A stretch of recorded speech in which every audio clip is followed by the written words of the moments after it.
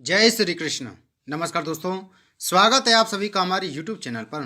दोस्तों आज मैं आपको फाल्गुन कृष्ण एकादशी विजया एकादशी महत्तम और कथा सुना रहा हूँ। धर्मराज युधिष्ठिर बोले कि हे जनार्दन, फाल्गुन मास की कृष्ण पक्ष की एकादशी का क्या नाम है तथा उसकी विधि क्या है, सो सब कहिए। श्री कृष्ण भगवान बोले कि हे राजराजेश्वर, फाल्गुन मास की कृष्ण पक्ष की एकादशी का नाम विजया है। उसके व्रत के प्रभाव से मनुष्य को विजय मिलती है। इस विजया एकादशी के महत्म के सुनने व पढ़ने से समस्त पाप नष्ट हो जाते हैं। एक समय देवर्षि नारद जी ने जगत पिता ब्रह्मा जी से पूछा कि ब्रह्मा जी, आप मुझे फाल्गुन मास के कृष्ण पक्ष की विजया नामक एकादशी का व्रत विधान बतलाइए। ब्रह्मा जी बोले कि हे नारद, विजया एकादशी का व्रत प्राचीन तथा नए पाप को नष्ट करने वाला है। यह समस्त मनुष्यों को विजय प्रदान करता है। त्रेता युग में जब श्री रामचंद्र जी को 14 वर्ष के लिए वनवास हो गया, तब वह श्री लक्ष्मण जी तथा जानकी जी सहित पंचवटी में निवास करने लगे। उस जगह रावण ने श्री सीता जी का हरण किया। इस दुखपूर्ण समाचार से श्री राम जी अत्यंत व्याकुल हुए और श्री सीता जी की खोज में चल दिए। घूमते घूमते वे मरणासन्न जटायु के पास पहुंचे।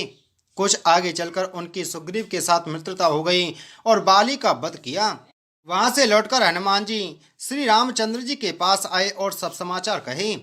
श्री रामचंद्र जी ने सुग्रीव की सम्मति लेकर बानरों भालुओं की सेना सहित लंका प्रस्थान किया।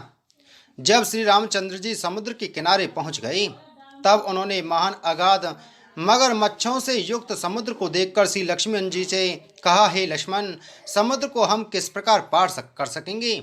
श्री लक्ष्मण जी बोले कि हे राम जी, यहाँ से करीब आधा योजन की दूरी पर कुमारी द्वीप पर बकदालव्य नाम के मुनि रहते हैं। आप उनके पास जाकर इसका उपाय पूछिए। लक्ष्मण जी के वचनों को सुनकर श्री रामचंद्र जी बकदालव्य ऋषि के पास गए और उनको प्रणाम करके बैठ गए। मुनि ने उनसे पूछा, हे राम जी, आप कहाँ से पधारे हैं।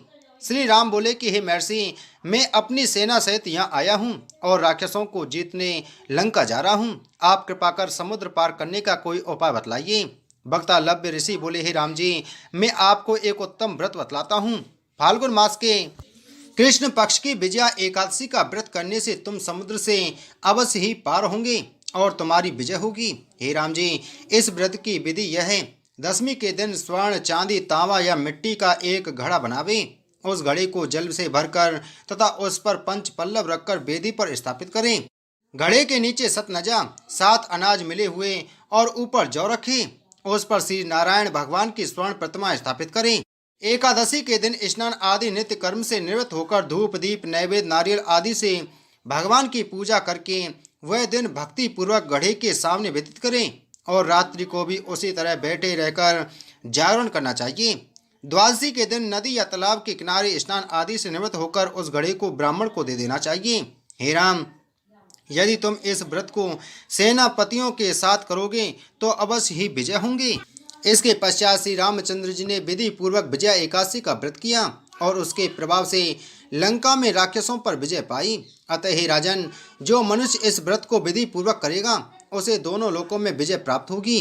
ब्रह्मा जी ने नारद से कहा था कि हे पुत्र, जो कोई इस व्रत के महत्म को पढ़ता या सुनता है उसे निश्चय ही वाजपेयी यज्ञ का फल प्राप्त होता है। बोलो एकादशी महत्तम की जय। बोलो विष्णु भगवान की जय।